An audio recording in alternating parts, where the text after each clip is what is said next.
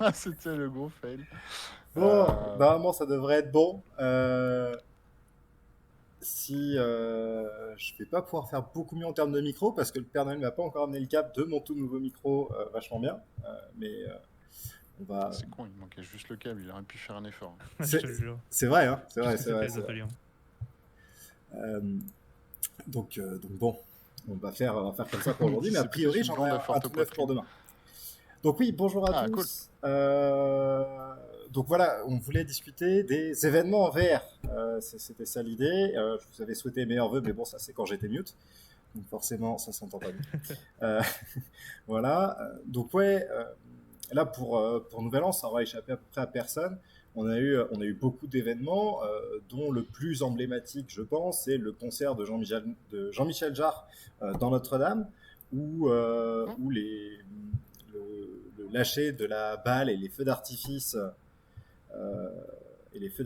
dans New York, dans VRChat. Lenny, tu disais que tu y étais, toi. Qu'est-ce que t'en as pensé? Alors, j'y étais oui et non. Je suis pas allé au truc de Jean-Michel Jarre. Parce qu'on faisait autre chose et que finalement, nous. Enfin, moi, les gens de mon âge, Jean-Michel Jarre, ça nous parle pas de ouf, même pas du tout. C'est vraiment de nom et du coup, bah.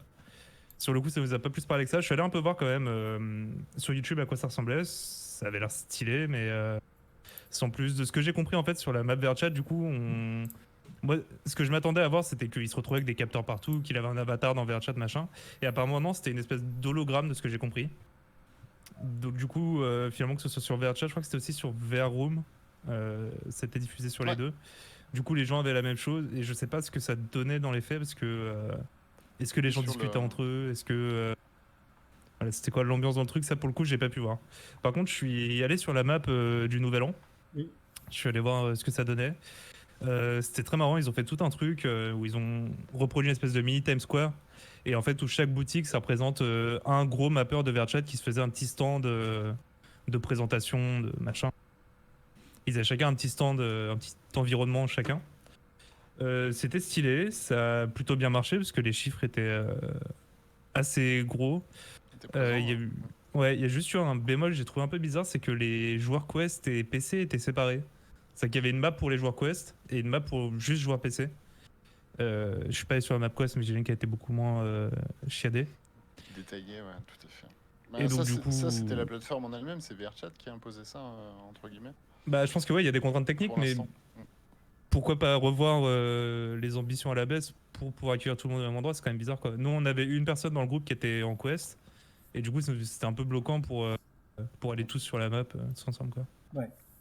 Ouais, en plus, après, Donc, ouais. là, par exemple, pour Jean-Michel Jarre, je sais qu'ils savaient découper en petites salles de 50. Tu vois, donc en fait, tu Mhm. te retrouvais à 50, donc tu avais l'impression qu'il y avait pas grand monde, alors que tu en avais un grand paquet de salles qui faisait que bah, il y a du monde, Ouais. mais en vrai, tu as un peu l'impression d'être tout seul, tu vois, et tu peux pas forcément communiquer. Euh, mais ils avaient fait la même chose, tu vois, dans le domaine du pro. C'était pour la VEC, la conférence de Vive, qui est l'équivalent de la Connect de chez Oculus. Ils avaient fait ça dans Engage, et pareil, ils avaient une cinquantaine de salles.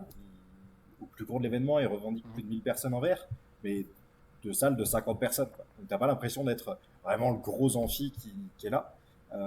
Mais tu as le sentiment de présence avec les speakers ou les musiciens qui est un peu différent. Mais ça me fait vachement penser, tu sais, à ce qui avait été fait sur Fortnite, le concert de Marshmello, Mhm. où c'était un peu la même Ouais, chose, quoi. T'avais plein de Travis salles Scott. Fortnite et les gens étaient là Ouais, mais par c'est petits groupes. Fortnite, hein. Ouais, mais après, c'est ça, Est-ce que VRChat, c'est vraiment une plateforme adaptée pour ça? J'ai l'impression que ce genre d'événement, ça a besoin de... Il manque une plateforme vraiment pour ce genre de truc. C'est un truc vraiment massivement scalable. Enfin, je sais pas comment dire, Mm.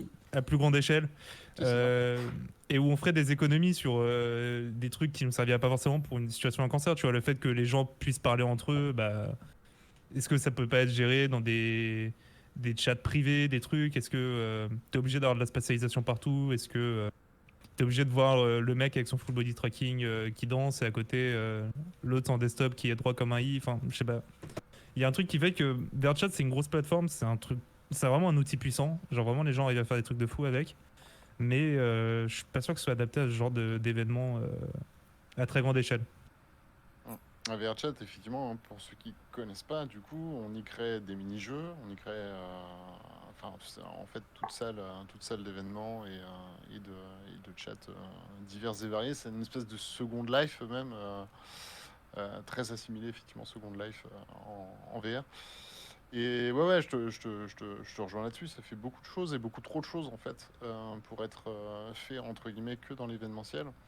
Et surtout, VRChat, ça a été développé il y a très longtemps, pas forcément avec beaucoup de budget, on le voit, l'optimisation est pas top, c'est ce qu'on en Ouais. attend le plus, et ça a l'air d'être ce qui est tout le temps mis de côté en fait dans la roadmap des développeurs. C'est vraiment bizarre. Et surtout un système de rémunération assez particulier en fait. C'est gratuit pour les utilisateurs, mais de notre côté, les personnes comme Louis, hein, d'ailleurs, Louis de VR Room, qui a du coup orchestré, dirigé en fait le concert de Jean-Michel Jarre, bah, c'est eux qui payent. Ah oui. Donc on est quand même sur un système très très bancal, très bizarre, qui fait que, enfin, si on devait se mettre nous dans cette position-là, typiquement c'est comme si tu payais pour déposer une vidéo YouTube sur la plateforme YouTube, quoi. Ouais. Et encore, là je parle de nous, potentiellement ça pourrait encore avoir du sens, mais c'est comme si un Squeezie, typiquement, qui ramène des millions de personnes, devait payer pour poster des vidéos YouTube et en plus ne pas toucher de pub, hein. Il n'y a pas de pub ni de versement d'argent quelconque Mhm. sur VRChat.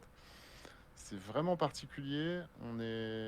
Pour moi, c'est une plateforme qui a quand même intérêt, enfin, je sais pas ce que vous en pensez, hein, mais intérêt à se renouveler, pas se mettre à jour avec un véritable système économique. C'est sûrement ce Alors, qu'ils ont fait d'ailleurs, hein, parce qu'ils ont c'est ce levé des qu'ils ont millions là, il n'y a fait. pas longtemps. Ils ont lancé récemment un programme de premium Mhm. qui marche pas de ouf, parce que du coup, les gens, bah, évidemment, quand tu fais ta base d'utilisateurs sur un truc qui est complètement gratuit et qui en plus est hyper ouvert Ouais. comme VRChat. En fait, VRChat, pour expliquer, pour un peu préciser, c'est pas vraiment un bac à sable comme disait Ben Cahen dans le chat. C'est plus un jeu social. C'est vraiment, on est dans une map, on peut pas faire grand chose en tant que tel, on peut pas aller poser des objets directement dans le jeu, etc. En fait, ça se présente plus comme un framework Unity. Vu qu'on est sur un truc pro, j'utilise un peu les termes techniques. C'est Ouais, vraiment vas-y. c'est vraiment une plateforme de développement sur laquelle les gens font des trucs. Et après, toi, tu peux aller explorer ces mondes que les gens créent. Et les possibilités sont infinies parce que du coup, c'est vraiment qu'un framework, c'est vraiment qu'une base pour faire d'autres trucs. Et tu Mhm. vois, Et, vas-y, et vas-y. non, vas-y, Louis, je t'en prie. Bah, tu vois, dans cette idée de Pardon. bac à sable, de framework, je pense qu'une des applis qui va être assez intéressante à regarder, même si ça va faire une bonne année qu'ils sont en bêta maintenant, c'est Somnium Space. Justement, on parlait Mhm. de la façon de monétiser les accès à ces plateformes pour avoir des choses qui soient robustes et qui évoluent vachement dans le temps. Somnium, eux, ils vendent de la parcelle digitale. Où en gros, tu achètes ton terrain dans Somnium et tu peux faire de la construction. Et moi, le gros avantage que je vois à Somnium par rapport à un VRChat, par exemple, c'est que tu peux hoster beaucoup plus de monde sur le serveur à la fois que sur un VRChat où il va te compartimenter.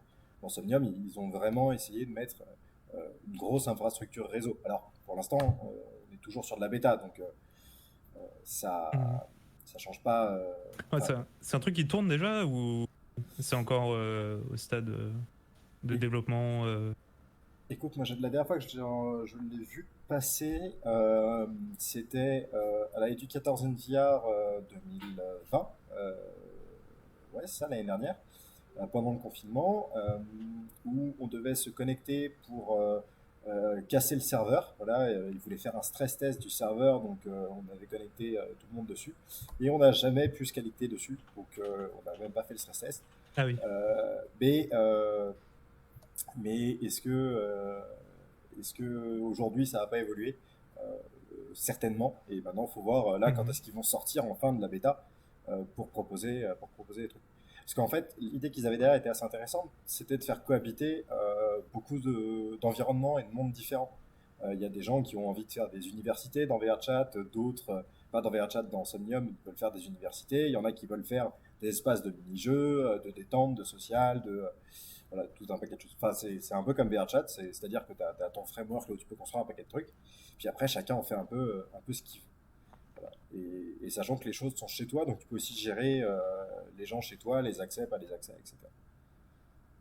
Bah, du coup, ouais, ça fait plus penser à Second Life. Du coup, c'est plus proche d'un Second Life. T'as vraiment ce côté où t'as ton espace à toi, que tu aménages comme tu veux, tu choisis les gens qui y rentrent, C'est ça. tout le monde n'y a pas forcément accès. Ok, Exactement ça. je vois. Mais après, ouais, juste pour revenir à l'histoire que VRChat devrait se renouveler, comme tu disais, Zazel, là, il y a un concurrent assez sérieux qui arrive, qui s'appelle Chillout VR. Et des gens avec qui je suis en contact dans la commu VRChat, je commence un peu à parler à différentes personnes, mais ils sont tous du même groupe, donc du coup, forcément, les avis divergent pas plus que ça. Mais ils ont l'air de dire que c'est un truc hyper intéressant à surveiller parce que ils ont l'air d'avoir vraiment regardé ce qui s'est passé sur VRChat et de reprendre ce qui était à reprendre et d'éviter Ouais. de refaire les éventuelles erreurs qui seraient pu faire. Et là, ça sort tout prochainement, hein, ça sort début février, donc Ouais, effectivement, on peut regarder effectivement de plus près. Mais moi, je reste persuadé effectivement que n'importe quel studio de développement avec une puissance de frappe suffisante allait littéralement détrôner VRChat et entre guillemets tout ce qui n'allait pas dessus. Alors, c'est un taf phénoménal qui a été fait pour la petite équipe qui sont. Ils sont pas nombreux. Euh, Ils ont levé en fait. En fait, moi, ce qui m'étonne le plus, c'est qu'ils ont levé là, il y a vraiment pas si longtemps que ça, encore des millions. Donc, j'imagine qu'aux investisseurs, ils ont dû donner un business plan. Ils ont dû donner comme ça une stratégie en fait de développement, à minima. Si c'est pas un business plan, à minima une stratégie de développement. Et je me demande bien ce qu'ils ont dans les cartons, parce que c'est pas effectivement avec un abonnement premium que personne ne va avoir. Enfin, je veux dire, il va le truc, falloir c'est un que système de pub, il va falloir un système de. Enfin, je sais pas. peut-être, mais tu vois, c'est-à-dire que les gens ils demandent que ça de payer pour soutenir VRChat. Enfin, il y a vraiment des gens qui passent des centaines d'heures, des milliers d'heures, qui ont un casque VR uniquement pour jouer à VRChat. Et, euh, et en fait, ce qui est juste dommage, c'est que visiblement, moi personnellement, du point de vue extérieur, je trouve ça ok l'offre qu'ils font. Où en gros, c'est t'as une petite icône en plus sur ton nom au-dessus de ta tête, tu peux rajouter un avatar, tu sais, une photo. Ouais, un petit badge, Tu ouais. peux avoir plus d'avatars en favori, parce que le principe de VRChat, du coup, c'est que tu copies les avatars des autres pour pouvoir les réutiliser. C'est comme ça que les trucs se Mhm. transmettent. Donc moi je trouvais ça plutôt ok, mais du coup les vrais utilisateurs te disent que bah non, parce qu'en fait tous ces trucs là ils les faisaient déjà avec des clients alternatifs. T'as tout un truc il y a des clients modés qui se sont créés autour de VRChat et qui sont plus ou moins bien vus, parce que c'est souvent des trucs qui peuvent permettre de cheater, mais qui en même temps donnent des fonctionnalités qui sont pas sur le truc de base. C'est ça. Euh, et du coup c'est des trucs qu'ils pouvaient déjà faire avec leurs clients hackés, donc ils se disent je me sens un peu, enfin, et en plus l'abonnement est cher, je crois qu'il est genre à plus de 10 € quoi, plus de 10 € par mois pour des petits avantages un peu.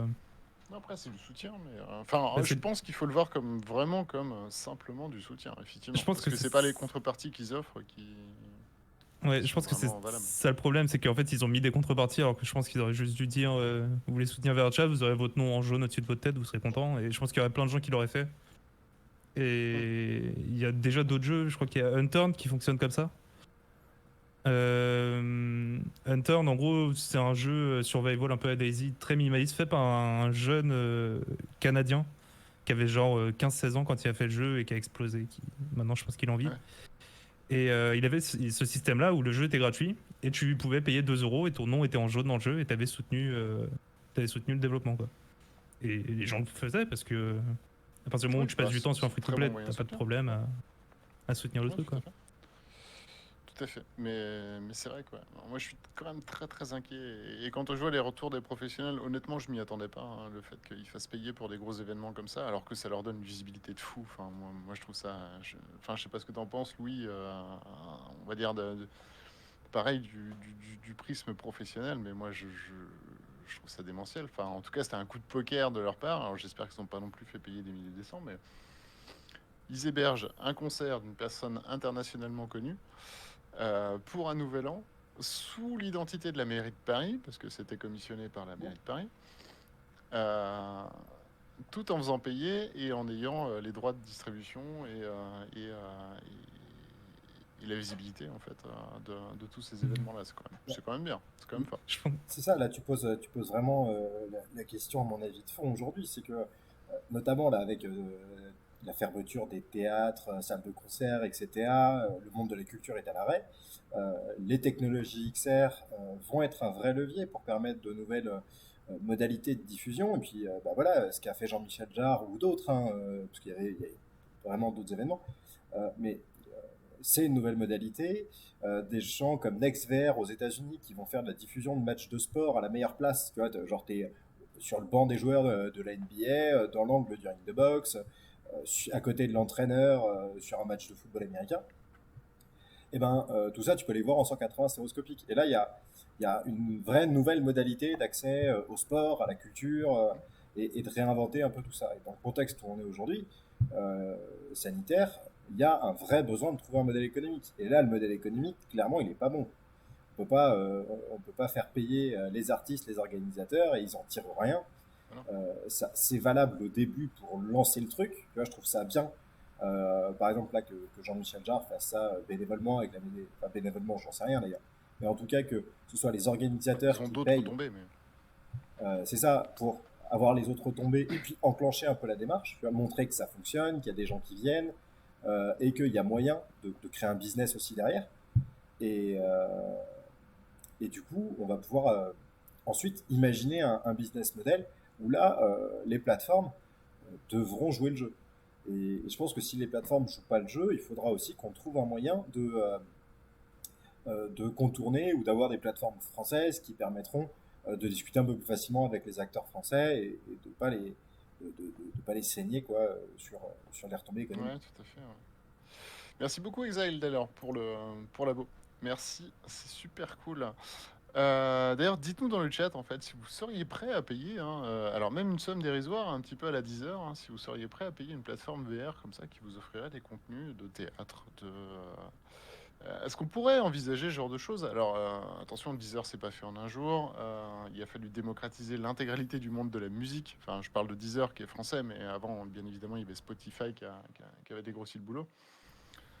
Est-ce que c'est quelque chose qui vous plairait? Admettons, par exemple, un abonnement. Voilà, je vais même miser très cher, hein, exprès, 50 euros par mois, mais 50 euros par mois, vous avez, je sais pas, les théâtres, les cinémas, en version VR, hein, mais vous avez ça.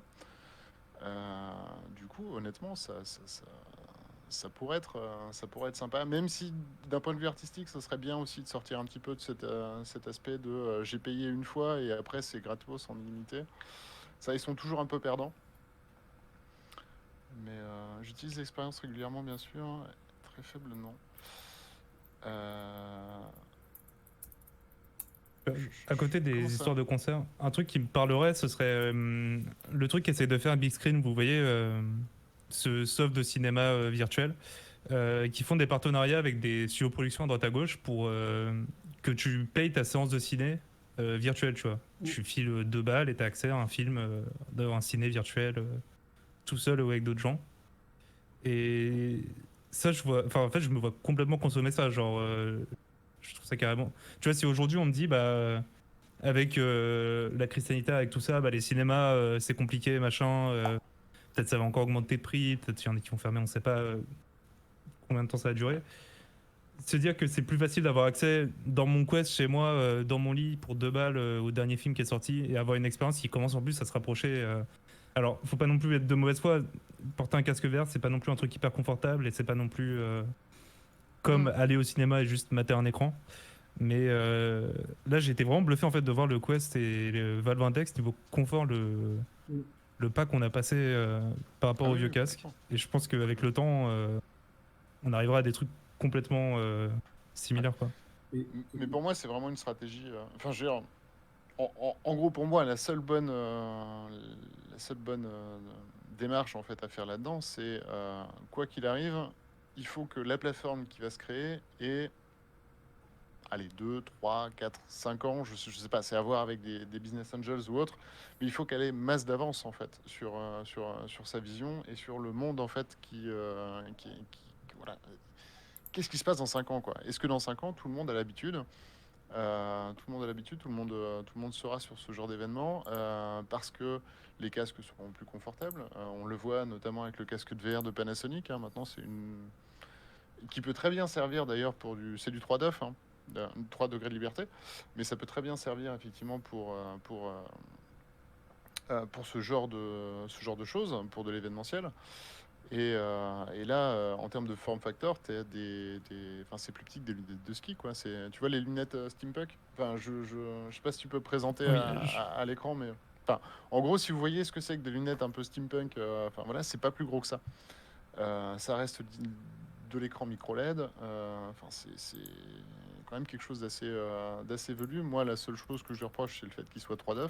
Donc, comprenez par là pas de room scale.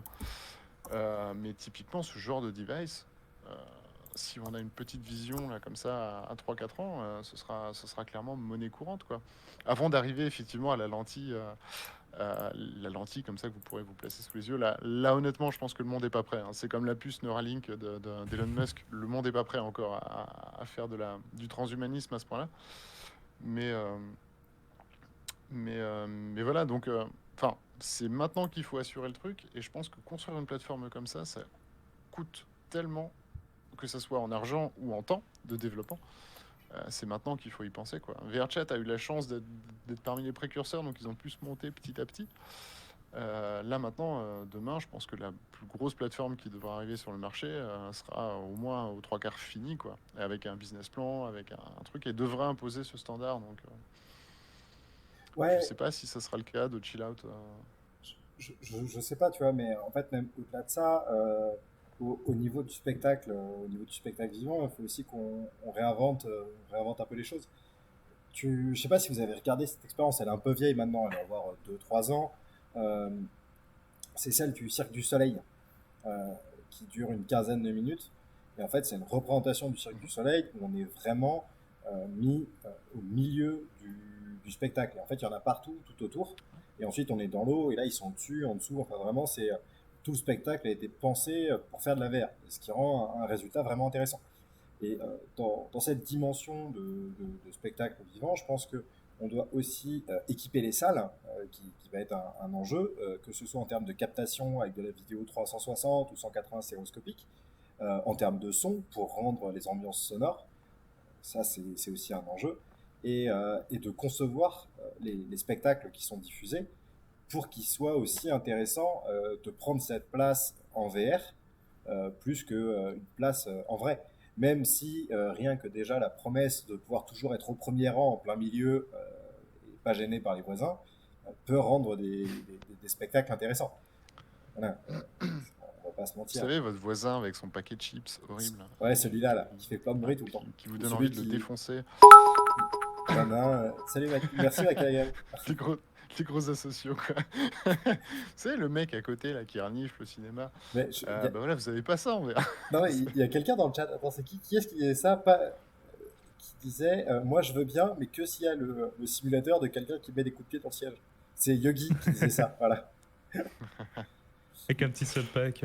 Ou même faire un Oh, truc, hein. merci beaucoup, McCallaghan, pour l'abo. Merci beaucoup, merci à toi. Et installe-toi, si tu es nouveau sur ce stream.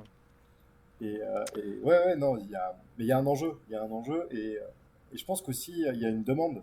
Et on a moyen de réinventer aujourd'hui quand même quelque chose sur le monde du spectacle et d'amener quelque chose de différent à, à moindre coût. Mais je suis d'accord avec toi qu'il va falloir quand même Mais planifier le truc avec une plateforme qui soit solide, un business plan qui tient la route et qui fonctionne pour tout le monde, hein, que ce soit les artistes ou ouais. ou les Mais est-ce que exploitants de tu la penses que plateforme. c'est réellement faisable? Parce que là, avec le Covid, quand même, on se rend compte, et à ma grande surprise, hein, parce que je bosse dedans, hein, donc c'est que du coup, en France, on a un tiers des sites, enfin un tiers des commerces qui ont un site e-commerce.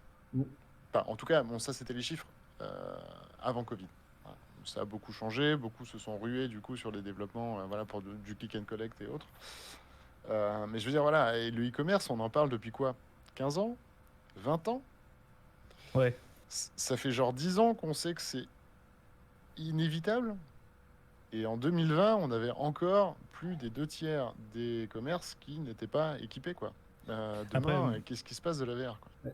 Ouais, après, je pense que la transition est compliquée parce que c'est vraiment pas le même taf. Enfin, gérer un site de e-commerce, je veux dire, c'est vraiment pas les mêmes implications que de gérer ta chaîne de magasins ou de Ouais, restaurants ou de trucs. Et du coup, je pense que c'est ça qui fait que les gens sont réticents. Je pense que la VR, ça peut être amené un peu de manière organique. Pardon. De manière un peu organique et un peu en douceur. Le truc, c'est que Je pense qu'il y a un manque de pragmatique chez les pros souvent qui se lancent dans ce genre de truc. Parce que tu vois, par exemple, on parlait de la vidéo 360 degrés. Moi, je pense que c'est la vidéo 360 degrés. Je pense que c'est typiquement le truc qui, sur le papier, tu te dis c'est super, t'es au milieu, machin. Et après, tu te rends compte que dans les faits, bah, t'as un problème d'échelle, t'as un problème de relief, t'as plein de trucs qui font que t'es pas du tout immergé au milieu Bah d'une après, on parle chérode. de 3D. Ouais, après, oui, effectivement, dans les vidéos, t'as plein de types de vidéos. Alors, déjà, le cinéma est passé par. Enfin, parce que bon, du coup, ils font Hmm. pas mal de recherches, hein. Ils sont passés déjà par la 360. Parce qu'ils se sont dit, pourquoi limiter en 180? Bon, bah, tout simplement pour éviter que les gens aient un torticolis à la fin de la séance. C'est pas mal. Ouais, Ok, donc 180. Les vidéos, c'est bien, mais il nous faudrait du 32K éventuellement pour avoir une espèce de résolution potentiellement correcte au sein du casque. Bon, ok, une caméra 32K, ouais, ça coûte cher. Notamment qu'il la ouais. faut en plus stéréoscopique. Parce que si vous avez effectivement une image plate, c'est là où on se retrouve avec les artefacts dont tu parlais. Et du coup, cette non-impression de 3D. Donc, en fait, ça coûte une blinde. Et ta caméra, du coup, en tant que toi, réalisateur, je sais même pas si elle existe, en fait. En 32K, elle n'existe pas. Et de toute façon, les PC qui vont pouvoir encoder ça, et les plateformes qui vont pouvoir héberger ça, enfin, n'existent même pas.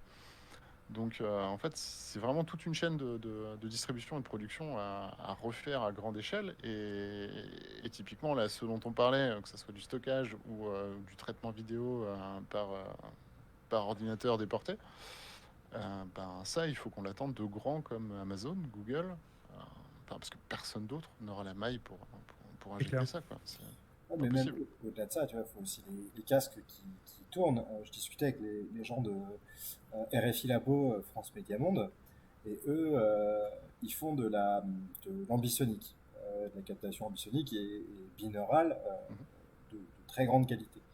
Euh, et on avait voulu mettre ça dans des maisons de retraite, et on a dû dégrader la qualité des vidéos en sonore parce que les casques qu'on a mis, qui étaient des Pico G2 4K, n'étaient pas capables de supporter le nombre de pistes audio et de les décoder dans le lecteur pour les Ok. rendre.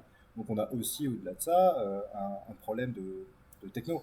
Donc moi je suis assez partisan de l'approche dont parlait Lenny tout à l'heure, de dire il faut faire du pas à pas et du pragmatique, on prend ce qu'on a aujourd'hui, et on peut commencer quand même à faire des choses intéressantes. Euh, Mm. il y a Exile qui dit un truc intéressant, il dit Amazon, Cdiscount et compagnie n'êtes peut-être pas les pros à vouloir un site de e-commerce, parce qu'il suffit d'ouvrir une marketplace sur ces plateformes. Au final, c'est plus user-friendly et économique que de monter le propre site. C'est. Ouais. Après, ils prennent une grosse com, hein, quand même. Ouais, ils prennent une grosse com. Ouais. Voilà, on va pas s'en cacher. Je crois qu'ils prennent 30%. Enfin, bon, en ce moment, c'est un peu la norme, hein, des 30%. Mais non, ils prennent une com en fait sur les produits. Et c'est pour ça que beaucoup en fait ne veulent pas. Et puis bon, Amazon, c'est Discount. Enfin, tous ces gros là en ce moment sont vus un peu comme le chétan. Donc compliqué, hein, Enfin, Et, et toi, pour répondre à ta question de est-ce que ça nous prendra plus de temps que de passer au e-commerce, ou on n'est pas encore passé au e-commerce, ce serait. non, c'est pour ça. Il y a quand même une bonne nouvelle, notamment pour la culture. La haute commissaire du plan de relance à la culture a écrit un article avant les vacances, fin Mm. novembre, quelque chose comme ça, en disant que les technologies immersives devaient être une priorité de la relance, notamment sur le plan culturel, pour permettre un renouveau. Donc après, on va voir si dans les actes, on a Est-ce cet qu'on y croit à ça? investissement et ce que ça va donner. Voilà, c'est toujours la question. Mais en tout cas, j'ai l'impression en haut lieu, c'est dans la tête des gens et qu'on va pouvoir espérer que ça avance un peu. Après, on est d'accord, Ouais. sur le e-commerce, ça avait été aussi une recommandation il y a de ça 15 ans et on l'a pas fait. Il y a- Mais pour arriver, tu Je sais vois, pas si on peut y croire à ça. Je sais pas, je suis très sceptique pour deux raisons. La première, c'est que bah, le virus, de toute façon, on va quand même en venir à bout à un moment donné. Mm. Euh, Quelle que soit la manière, hein, dont on va pouvoir en venir à bout, mais on va en venir à bout. Et à partir de là, si on n'a pas donné en tant que, voilà, effectivement, réalité, technologie immersive, réalité virtuelle, réalité augmentée, XR, ce que vous voulez, suffisamment d'impulsion, moi je reste persuadé que le monde de demain, dont on n'arrête pas de nous bassiner en ce moment, sera l'exact même monde que le monde d'avant. Il n'y a aucun problème d'avant Covid. Mm. Aucun souci là-dessus. Dès que les gens vont pouvoir aller au cinéma, au théâtre et autres, ils vont se ruer là-bas. D'ailleurs, de toute façon, c'est ce que font aussi tous les producteurs de cinéma, d'ailleurs, à l'heure actuelle. Hein. Ils stackent leurs films. Enfin, voilà, ils mettent dans une queue, dans une pile. Et puis, bam, dès l'arrivée du Nouveau Monde, hein, voilà, bam, hop, allez, on va les lâcher un par un. Vous aurez un nouveau film toutes les semaines. Et puis en avant Guingamp, t'auras tout le monde dans les cinémas, quoi. Donc, Ouais, mais c'est bien ce que fait le ministère en mettant ce genre de circulaire, mais en fait, ce qu'on doit appuyer, c'est que la techno immersive est pas là pour faire un espèce de placeholder, d'ersatz de ce qu'il y avait avant, en fait. Il va falloir que les artistes jouent avec, enfin, s'approprient le ça, truc. Et tu vois, et ne serait-ce que ça prend déjà un temps fou, en vrai. bah, il faut vraiment qu'on s'approprie le média, enfin, que les artistes s'approprient le média et créent un truc avec ce média-là. Comme Mm. au même titre que le cinéma, c'est pas de la photo, c'est pas de la peinture. Bah, voilà, il faut apprendre les codes du média et jouer avec pour avoir un produit final qui soit intéressant et utile à regarder dans un casque. Si moi, c'est un peu la limite que je trouve à Big Screen, par exemple. Ça me fait marrer de temps en temps, je l'ai fait. Tu vas retrouver des amis pour regarder un film ensemble alors que t'es loin. Euh, mais en vrai, ça remplace pas un cinéma, puis ça remplacera jamais un cinéma. C'est quand même moins sympa, quoi. Ouais, puis c'est pas le but. Par contre, moi, Big Screen, j'y vois un véritable gros intérêt à pouvoir partager ton écran sur un écran énorme, tu vois. Ah, ça, par contre, c'est super intéressant. Mhm. Après, le côté cinéma, bah ouais, je suis moins fan. Alors en période de confinement, ouais, ça a été drôle parce que les gens n'ont pas le choix, mais effectivement, est-ce qu'il y a une réelle plus-value? Je suis un peu plus partagé là-dessus. On nous dit, avez-vous Mhm. essayé Welcome to Light Fields? C'est de la 3D 180 avec possibilité de bouger de 30 centimètres de chaque côté. Alors, le titre me dit rien. Et par contre, effectivement, le fait d'avoir un film comme ça en 3D regardable en VR et entre guillemets en étant limité sur les déplacements, moi je trouve ça top. Et pour moi, il y a ça comme alternative, ou alors l'alternative inverse, c'est-à-dire vous avez un film d'animation et vous êtes au milieu de ce film d'animation. Vous êtes debout et vous êtes au fin fond de la scène. Ce Et que moi, j'avais fait pu Quill. tester comme ça une petite scène d'action avec des ninjas. Où on était ben, au beau milieu de la scène, hein, je veux dire, ça se passait vraiment devant vous. Et émotionnellement, c'est énorme. On pourrait pas tenir limite un film d'une heure et demie. Émotionnellement, on s'en prendrait plein le cerveau, quoi. Notamment, et puis il faut être debout. Donc après, enfin, voilà. Qui aurait envie de se taper une heure et demie de film debout C'est clair. Moi, pour le coup, je me suis essayé le Welcome to Light Fields et c'est vraiment impressionnant. Bon, c'est du proto parce que quand tu vois la tête du rig qu'ils utilisent pour filmer ça, on n'est pas prêt d'en faire énormément. Mais pour le coup, tu es vraiment plongé dedans. Et ce côté désagréable de la 360, quand tu bouges un petit peu, on t'embarque l'univers et ça a tendance à rendre un peu malade. Là, elle l'est plus du tout. Et tu as cette impression d'avoir un peu de liberté, de pouvoir aller regarder un élément de détail qui est qui est vraiment impressionnant. Voilà, moi j'ai trouvé ça assez bluffant. Je vous encourage tous à aller jeter un œil. Ça se télécharge gratuitement et ça tourne sur à peu près n'importe quel casque PC. Et vraiment, là, il y a un truc pour la 360. Et moi, je pensais en application là-dessus sur les présentations des métiers d'art, par exemple, où on a besoin d'avoir des choses de trop utilité, où on peut bouger un peu autour de ces gens-là. Ça peut être un élément intéressant en complément de la vidéogrammétrie, qui reste quand même un truc assez compliqué à mettre en œuvre. Si on veut des acteurs, il faut faire tourner sur fond vert, etc. Là, on shoot avec une caméra et au final, ça marche. Par contre, il va falloir qu'on arrive à avoir des rigs qui ne coûtent pas une fortune et qui soient assez faciles à exploiter.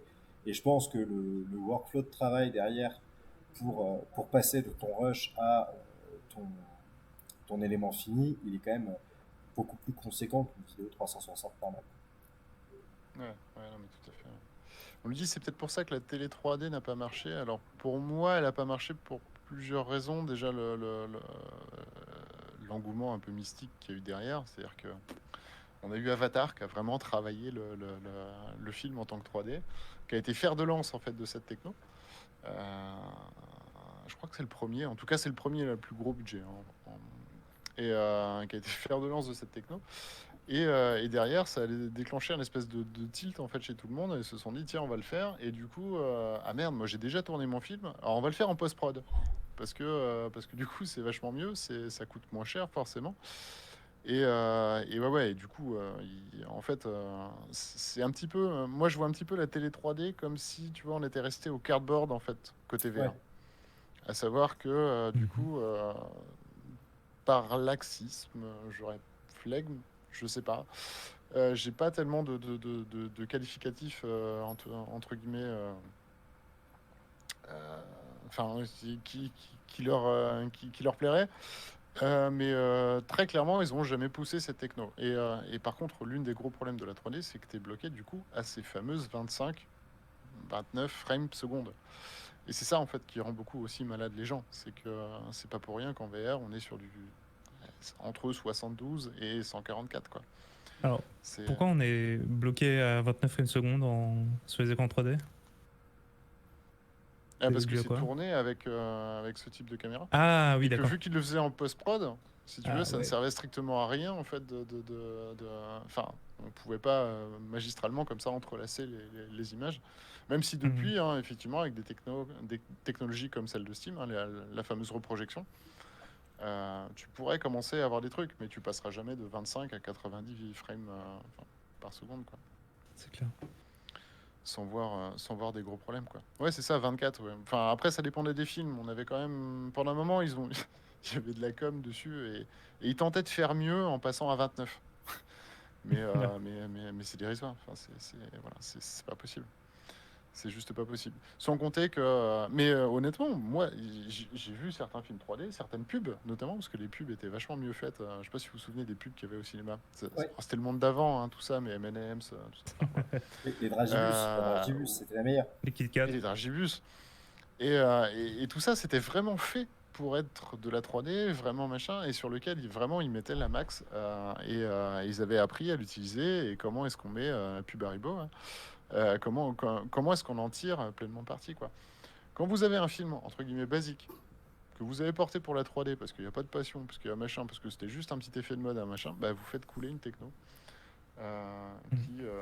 voilà, qui aurait pu avoir un avenir. Moi, je reste persuadé que l'illusion 3D aurait franchement pu être cool sans casque. Ça aurait pu vraiment être sympa. Malgré tout, voilà, pour l'instant, il y avait des problèmes d'hygiène aussi. Enfin, après, c'est toujours les mêmes problèmes, hein. Enfin, tu portes des lunettes que quelqu'un d'autre a déjà portées dans ta salle de cinéma. T'as pas vraiment l'assurance non plus que ça a été bien nettoyé. Les places, il y en avait pour 14 balles. Il y en avait pour 5 euros de plus à voir ton film en 3D, alors que ça n'avait strictement rien coûté quasiment de plus en production. Enfin, c'était. Mhm. Je Voilà, crois que c'est en fait. question projecteur, non? Plutôt. Là, il justifiait Oui, ouais, non, mais. la hausse de prix par rapport au projecteur. Voilà, tout à fait. Mais ce que je veux dire, c'est que. Alors là, pour le coup, c'est complètement l'inverse. Ils en ont fait cash un business en se disant, voilà, ils vont payer, ils vont payer, ils vont payer, ils vont payer jusqu'à la moelle. Mhm. Et les gens ont dit non, en fait, tout simplement. Enfin, ça marche pas. Après, ils ont essayé les télés. Les télés, ça n'a pas marché. Parce que. Bah, pas de film non plus extrêmement Puis compatible. c'est gadget, quoi. Enfin, Ouais, c'est très c'est que C'est gadget. gadget. Et tu c'est vois, ça, Et c'est puis ça tu regardes ton la. film à 10, il te faut 10 paires de lunettes. Enfin, Oui, c'est clair. Mais c'est et, ça aussi la beauté de la VR, c'est qu'il y a un potentiel créatif énorme. Tu vois, c'est vraiment un truc où là, on se rend compte qu'il y a mille et une manières qu'on n'a pas imaginé d'aborder les médias qu'on connaissait jusque-là. Et c'est là où je trouve que la VR, c'est une techno qui est vraiment belle et qui est vraiment intéressante. Là où bah, le cinéma en 3D, bah, on t'a envoyé des trucs dans la tronche deux, trois fois. Il y a eu un peu l'effet au début, mais ça reste hyper gadget. Et tu vois, et on dit les télé 3D ça n'a pas marché. Et pourtant, tu vois, les Smart TV, maintenant, quasiment tout le monde a une Smart TV. Ou même juste un Chromecast ou quelque chose qui te permet d'avoir les mêmes fonctionnalités. Mais parce que c'est un truc qui apportait vraiment une fonctionnalité intéressante avec l'arrivée de Netflix et tout. C'était un truc qui rentrait vraiment dans le quotidien des gens, quoi. oui, Et je pense que tu peux pas monter une techno juste sur les geeks comme nous qui aiment bien la nouveauté et le côté un peu science-fiction. ah bah non, Faut non, aussi non, que non, mais ça apporte quelque chose de nouveau, et il même, faut d'intéressant à que Madame exploiter, quoi. Michu s'y retrouve. même pour les geeks comme nous, en Oui, fait. Il Hein. faut aussi. absolument que Qui sont Madame ne Michu posent s'y pas, mais retrouve. oui. Si le grand public en fait n'y est pas, enfin c'est pas nous, nous seuls, Oui. fervents en fait de technologie et passionnés, allons faire marcher tout un pan de business. Donc Il faut aller les chercher, y compris en VR, et ça Facebook l'a bien compris, hein, pour le coup. Mais moi je déplore vraiment que ce soit les seuls. À l'heure actuelle, c'est les Ouais. seuls qui vont essayer de chercher Madame Michu dans son foyer pour lui dire tiens, regarde, peut-être que notre casque il peut être bien pour ton gosse, mais il peut être bien aussi pour papa, là, pour regarder je sais pas quoi, enfin, j'allais dire une connerie. Ça le regarde. Euh, c'est ça. Et puis il va peut-être être bien pour toi pour, je sais pas moi, voir un film, un documentaire ou autre, voir un truc d'une autre façon. Et puis pour la gamine, bah, peut-être que ça sera bien en mode encyclopédie, elle apprendra des trucs et tout. Et il y a que en fait vraiment qui font ça, quoi. Ouais. Moi, j'ai une grosse hausse de. Alors, d'affection, c'est un grand mot, mais de respect pour Facebook. C'est-à-dire que je voyais ça. J'étais comme Nordinor qu'on a dans le chat. Ouais, j'étais vraiment très réfractaire à Facebook et à leurs pratiques d'exclusivité et de marketing agressif. Mais là, quand je vois le Quest 2 et le bien que ça a fait à la communauté VR, c'est ouf l'impact que ça a eu, ce truc. Et tu te dis que c'est que la première étape et que ce sera toujours moins cher, toujours plus accessible, machin. Et c'est vrai que en fait, d'un côté, heureusement que Facebook est là pour pousser le truc parce qu'on va jamais s'en sortir si on fait que vendre des casques à 1000 euros où il faut une pièce de 4 mètres carrés vide. Enfin, on se comprend quoi. Non, non, non, non, et puis, blague à part, en fait, hein, je suis pas vraiment pour les écosystèmes fermés. Mais si vous voulez aller chercher justement toujours dans cette même démarche le grand public, Madame Michu, il faut trier ce qu'on lui offre. Quand vous regardez à l'heure actuelle ce que vous avez dans le catalogue VR sur Steam, honnêtement, vous pouvez en jeter les trois quarts. Mais C'est clair. vraiment, et je suis gentil, hein, en Et balançant en les plus, trois on quarts. a en plus un niveau de tolérance qui est particulièrement élevé par rapport à un consommateur normal où Et on vraiment a on un ignore gros plein de taux de trucs. tolérance, exactement. Ouais. Enfin, c'est absolument pas vérifié. Vous avez des applications qui vous rendent malade. On se demande si elles n'ont pas juste été même développées pour ça. Enfin, C'est clair. voilà. Enfin, je veux pas cracher sur les développeurs, hein. Ils font leur truc. Ils le font, j'imagine, avec conscience et autres. Le truc, c'est que non. Concrètement, il faut un store vraiment sécurisé sur lequel bah, après, si vous avez moins de 3 ans, vous pouvez juste pas vous y connecter. Si vous avez peut-être moins de 18 ans aux États-Unis, bah, vous n'aurez pas accès à tout ce qui est en mode pornographie ou sexy.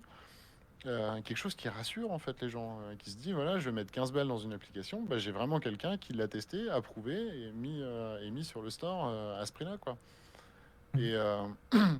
Et, et oui, je suis d'accord, ça en fait un écosystème fermé, mais absolument tout dans la techno a démarré avec un écosystème fermé, et c'est pas pour rien, c'est qu'il a fallu bah, que les gens montent en compétence sur le device en lui-même avant de pouvoir aller trifouiller. Alors nous, attention, nous c'est différent, encore une fois, on est passionné, donc on y prend plaisir à trifouiller, Mhm.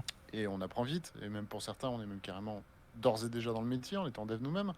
Donc c'est vraiment différent, et faut absolument pas qu'on se prenne comme exemple quand on fait ça, mais il y a des gens encore pour qui programmer un enregistrement sur une set-top box, c'est compliqué. Donc bah, ces gens-là, il faut aussi pouvoir, voilà, il faut qu'eux aussi puissent avoir ça dans leur salon. Et ça sera ça le gage de oui ou non la VR fonctionne. En fait, c'est quand on en aura dans tous les salons et que Madame Michu, qui à la base ne pouvait pas se servir d'une console, ben, elle aura privilégié la VR parce que bah, pour elle c'est plus intuitif et plus dépaysant. Ouais, Désolé, j'ai on est voulu. bien d'accord. On est bien d'accord. Ouais. Et tu vois, Tu veux... je pense que et vraiment, hein, je suis assez d'accord avec vous sur le Facebook fait beaucoup de bien, mais il faudra aussi qu'on trouve des moyens d'étoffer et d'avoir les deux. Et Lenny, tout à l'heure, tu disais, nous on est geek, on achète. Bah, pas tant que ça, tu vois. Enfin, je sais pas si l'un d'entre vous, on parlait des télé 3D tout à l'heure, en a acheté une à un moment, moi pas, parce que je voyais pas l'usage. Donc même si on est sur quelque chose qui nous amuse, euh, il faut quand même qu'il y ait un usage, même pour des gens très spécialisés, pour qu'on arrive à un résultat qui au final, commence au moins à prendre dans un petit milieu avant de pouvoir aller gratter le grand public. Ouais. Et je voulais vous poser la question, parce qu'on en avait parlé, mais on n'a jamais eu l'occasion d'en parler tous les trois. Mais je sais qu'on est tous allés cette année, on a sur les événements pro en VR, type Mhm. Virtuality, type Laval Virtual, qui se sont déroulés sur diverses plateformes. Il y a eu Laval Virtual, ils étaient sur quoi déjà? Ils étaient sur Virbella. Virbella. Virtuality, ils ont fait ça sur une plateforme qu'ils ont fait développer exprès pour, si je me souviens bien. Mais voilà, qu'est-ce que vous avez pensé, vous, de ces événements-là? Alors, moi, du coup, en l'occurrence, je suis allé à Virtuality là, pendant les 4 jours où ça s'est déroulé. Alors, il faut savoir que c'était pas en VR. C'était. Alors, s'il y avait une version de VR pour les utilisateurs Quest, mais à l'époque, j'avais pas de Quest. Et sinon, c'était en flat desktop. Mm. Et alors, je sais qu'on a des bonnes relations avec Virtuality et que ça a sûrement des gouttes de sang qui vont tomber. Mais j'ai pas pensé que du bien. Alors, sur le contenu Virtuality, Olivier, coupe vraiment. cette vidéo.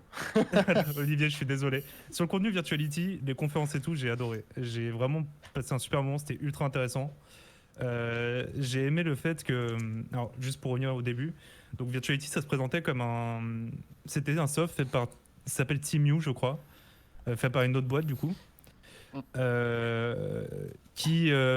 j'aurais des trucs à dire dessus, mais bref, donc c'était un soft où tu te retrouves dans un grand hall de conférences, de conventions habituelles.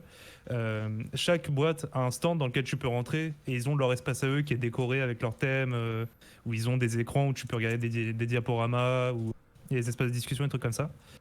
Et t'as la grande salle de conférence où t'avais un programme et tu disais ça m'intéresse, ça m'intéresse, et t'as des notifications quand ton truc commence et tu peux y aller, machin. Donc ça, sur le papier, c'était cool. Le truc, c'est que j'espère que personne de TeamView nous écoute. Je suis allé à la conférence d'introduction où du coup le mec de la boîte qui fait TeamView parle de son soft et te vend le truc un peu pour t'expliquer leur choix et tout. Et j'ai eu personnellement un problème, mais c'est peut-être très subjectif. C'est peut-être vraiment mon avis de geek joueur. Mais il disait des trucs, par exemple, ouais, alors nous, on vous a fait un environnement réaliste, parce que sinon, vous ne sauriez pas votre sentiment de présence. Donc c'est pour ça qu'on est dans un hall de conférence, c'est pour ça qu'on est dans une grande pièce, machin. On vous a fait des avatars hyper réalistes. Hyper réalistes. Moi, après, je suis du parti pris que le réalisme dans le jeu vidéo, c'est un truc, c'est pas atteignable. C'est pas un truc. J'aurais jamais ce truc de waouh, ça ressemble vraiment à ce qu'il y a en vrai, quoi. Donc du coup, je classe au même niveau un truc qui est cartoonesque, qui a un personnage humanoïde qui est censé être ressemblant et qui finalement est plus uncanny qu'autre chose. Ils avaient par exemple cette fonction assez marrante où tu peux importer une photo et tu sais, ça te la fout sur le visage comme ça Moi, j'ai existe déjà depuis flippé, longtemps. Ça, c'est horrible. Hein. Je sais pas si vous avez. J'ai croisé un mec qui l'a fait avec des lunettes de soleil. Le résultat était très marrant. Du coup, ça faisait une espèce de mouche. Ah ouais. Mais Ah, ouais, non, moi, j'ai c'est flippé. pas ouf. C'est-à-dire que le mec, du coup, devant son diaporama, te dit ouais, nous, on a des décors hyper réalistes, des avatars hyper réalistes, machin. T'as un sentiment de présence de fou. Et en fait, bah, toi, t'es dans le truc, t'es dans les faits. Et en fait, t'as que des gens qui se tiennent droit comme des i, vu que c'est que des desktops. Donc, du coup, voilà. Il te dit ouais, nos persos, ils sont animés de manière naturelle pour que t'aies ce sentiment encore de présence, machin. Et en fait, ton perso, juste, il va se frotter les mains à des moments, tu sais, comme s'il était un peu gêné, tu vois. Il va se toucher les mains, il va faire des trucs vite fait, mais ça reste quand même très gênant. Ouais, t'es fait avoir par le discours commercial, quoi. C'est ça. Et en fait, le discours, ça m'énerve parce que ces mecs-là, c'est des mecs qui. Enfin, pour moi, Virtuality, après, c'est vraiment mon avis de passionné. Et dans mon coin, je me considère même pas comme pro dans le domaine.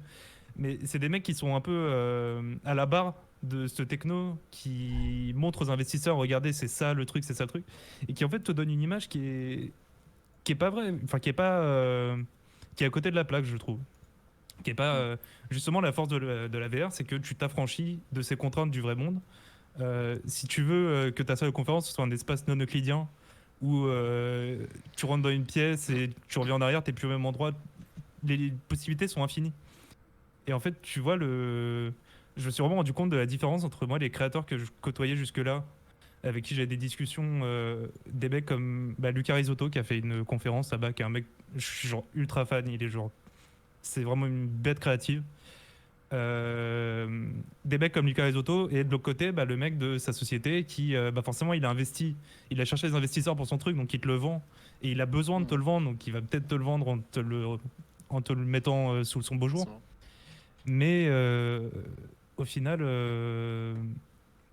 c'est pas la réalité de la chose, c'est pas le concret. Une fois que tu as le cas sur la tête, tu te rends compte que ouais, c'est lourd, ouais, c'est pas très confortable. Mais par contre, tu te rends compte aussi que c'est ouf l'impression d'échelle. Le mec qui fait 1m90, il est vraiment plus grand que moi. Ou cette pomme que j'attrape, j'ai pas d'hésitation à l'attraper parce que spatialement, ça correspond à où elle serait en vrai, tu vois. Ouais. Et tu- Ouais. Et voilà, Après, je trouve qu'on a pu passer sur les vrais sur les plus de la fondamentaux, techno, ouais. tu vois. C'est là Ouais. où je trouve que tu dis la même chose que ce qu'on disait tout à l'heure sur la culture. Et je suis tout à fait d'accord avec ce que tu dis. On a recréé un peu dans la précipitation, ce qui est normal avec l'année qu'on vient de vivre, euh, Oui, oui, un, clairement. un espace où on pouvait se retrouver, donc on a fait un truc qu'on connaît. Alors que c'est vrai que tu as raison, on aurait pu faire des espaces non euclidiens, aller se retrouver sur Mars, dans l'espace, sous l'eau, enfin n'importe où. Et un hall de conférence, ça n'a pas besoin d'être un hall de conférence, ça aurait pu être des espèces de bulles qui volent dans tous les sens, où on se déplace d'une bulle à l'autre. Je sais pas, je jette juste des idées comme ça, mais en tout cas, exploiter le média réalité virtuelle pour en faire des, des espaces de réalité virtuelle. Et je trouve que Après, je Non, comprends. moi, je voulais un hall dégueulasse.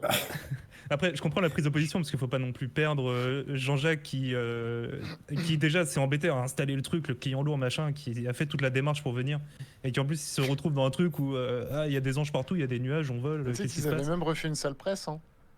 Ah ouais? ah ouais, Ouais, t'avais une petite salle presse J'avais pas vu. tout à droite, dans lequel, donc exactement comme dans les vrais salons, hein, sur lequel là vous allez vous poser pour rédiger vos articles à l'instant T, voilà. Prendre une collation, c'est à peu près le seul endroit où vous pouvez vous poser, hein, dans les gros salons, donc assis, j'entends, et pas par terre. Ouais. Mais voilà, enfin, ils avaient même repris ça, quoi. Alors que pour le coup, aucun intérêt. Tu vois, même chose, un truc que je trouve dommage, mais ça, je pense que c'est peut-être un vrai choix et qu'au final, ça se discute. Mais si tu veux entreprendre un chat vocal avec quelqu'un, donc c'est soit tu es dans une petite pièce de conférence et on te donne la parole, soit tu vas alpaguer la personne en message privé écrit et tu vas aller dans des zones faites exprès pour parler avec la personne à 2, 3, 4, 6.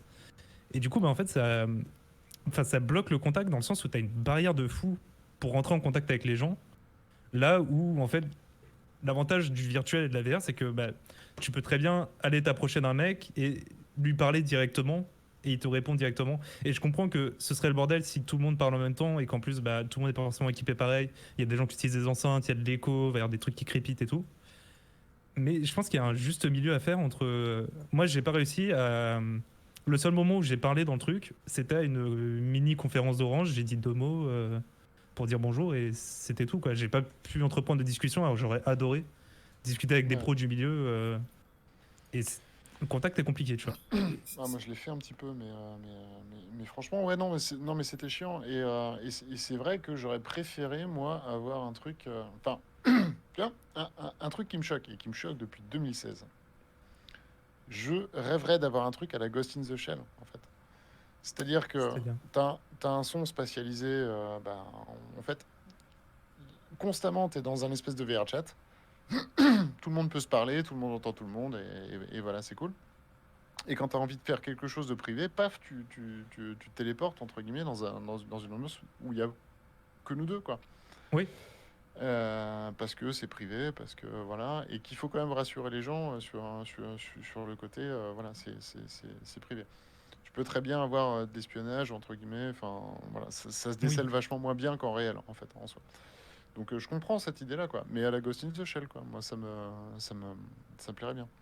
Et t'as des. Ou, ou j'imagine effectivement comme va faire Facebook, quoi.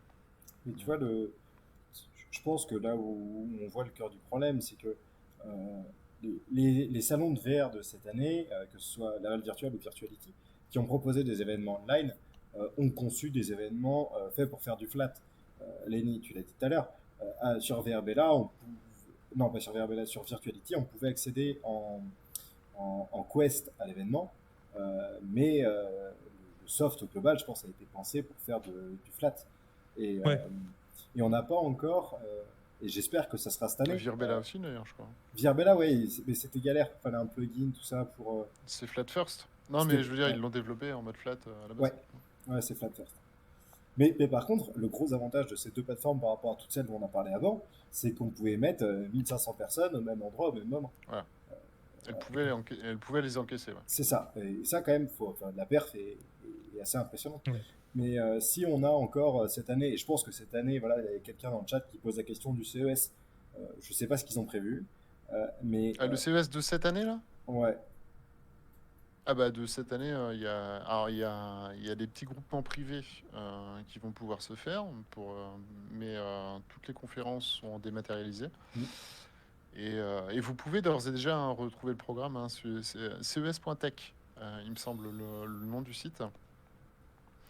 Et vous pouvez retrouver le programme, hein, mais ce sera que des confs comme ça, en mode bah, comme le directeur comme le CIO d'NVIDIA, pardon, dans sa cuisine, quoi. Vous retrouverez voilà, le CEO de AMD, pareil, dans son salon, et ce genre de choses, quoi. Donc, d'ailleurs, honnêtement, moi, l'un des gros problèmes de ce genre de salon, c'est l'équipement des gens. Ah bah, L'équipement des gens. Si vous nous écoutez et que vous faites des meet-up, arrêtez vos micros dégueulasses, des téléphones des années 80, je supporte pas. Même quand vous dites quelque chose d'intéressant, ce qui n'est pas forcément le cas de toutes les confs en plus, on va pas s'en cacher, c'est complètement inaudible et insupportable. Enfin, je veux dire, on le sait depuis les années 80 que c'est le son le plus important du monde. C'est-à-dire, vous pouvez avoir une vidéo en 360p, si votre son est bon, ça gênera beaucoup moins les gens. Et là, non. Là, tu as tous les conférenciers du monde qui sont donnés, enfin, je sais pas, qui se sont donné le mot pour acheter des micros à 10 balles exprès, qui marchent pas exprès, quoi. Et c'est horripilant. et, C'est horripilant. et toi, Ça, sans compter qu'on entendait les gamins et autres. Bon, bah, après, bon, ils étaient chez eux. Et voilà, Ouais. ça c'est encore autre chose. Mais un petit RTX Voice, ça fait quand même de mal à personne. Je veux dire, quand tu es en conférence, enfin, bah, franchement, moi, une plateforme comme Virtuality, j'aurais juste refusé les conférenciers qui n'avaient pas le matos adapté, quoi. Ah, mais après, je pense Parce que. que t'es quand même bien Oui. content qu'il y ait des gens qui viennent parler Ah à bah ton après, truc et t'en refuses les trois quarts, hein. Non, mais tu je remplir suis ton d'accord, truc. et tu Ah, bah vois, mais là, ouais, mais c'est complètement inaudible. C'est complètement j'en ai pas inaudible. vu un seul qui utilisait un micro, un vrai micro. C'était que des micros de webcam, que des trucs. Alors, il y avait pas trop les histoires d'écho et tout. C'était bien géré, c'était bien modéré. Franchement, c'était vraiment carré, Virtuality. Ils ont bien modéré le truc. Et du Mm. coup, t'étais pas vraiment gêné. T'arrivais à suivre ce qui se disait. Mais c'est sûr que l'expérience de visionnage n'est pas la même. Mais en même temps, tu te dis, bah, tu peux pas demander aux gens d'aller avoir un micro sur pied, sur son bureau, un gros casque sur les oreilles. Et c'est vrai que, tu vois, il y a ce côté instantané, Je ton suis micro de d'accord, mais webcam où t'y penses pas et le truc t'enregistre. je suis Mais je d'accord, pense. mais il viendrait pas à l'idée si tu dois faire une vidéo de présentation je sais pas moi, enfin, demain tu dois faire ton CV en vidéo, il viendrait pas à l'idée de le faire sur une VHS, quoi. Ouais. Tu vas te dire, ouais, forcément, ça va être important, ça va être. Enfin, ouais, Mm. il y a un moment donné, dans quel monde on est, à partir du moment où ça fait déjà 6 mois qu'on est confiné, qu'on sait qu'on en a encore pour 6 mois et machin, que ton métier c'est d'être conférencier, et que tu n'investis pas dans un micro et que tu prends celui de ta webcam à 20 balles chez et Carrefour, quoi. tu vois, là, je pense Bah, qu'il c'est y a, leur C'est clair. métier. il y a Enfin, un vrai truc de bienséance sur les événements virtuels, mais que ce soit aussi des écouteurs. Parce que autant sur Virtuality, effectivement, c'était bien modéré et au niveau du son, on était bien. Euh, enfin, on se parlait pas dessus. Mais quand tu vois, moi je fais pas mal de Engage en VR.